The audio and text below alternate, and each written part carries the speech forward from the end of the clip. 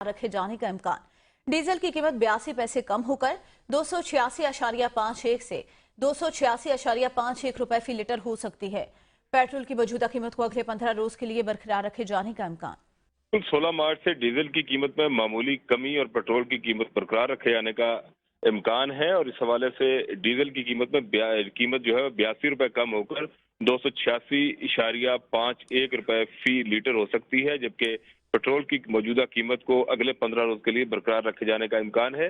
नई कीमतों का इतलाक 16 मार्च से होगा और पेट्रोल और डीजल पर हुकूमत जो है 60 रुपए फी लीटर जो है वो पेट्रोलियम डेवलपमेंट लेवी जो है पहले से वसूल कर रही है और पेट्रोल पर प्रीमियम $12.15 फी बैरल और हाई स्पीड डीजल पर 6.5 रुपए फी बैरल जो है बरकरार रखे जाने का इम्कान है, जबकि एक्स रिफाइनरी पेट्रोल की कीमत 196.23 से बढ़कर 197.3 रुपए फी लीटर हो सकती है।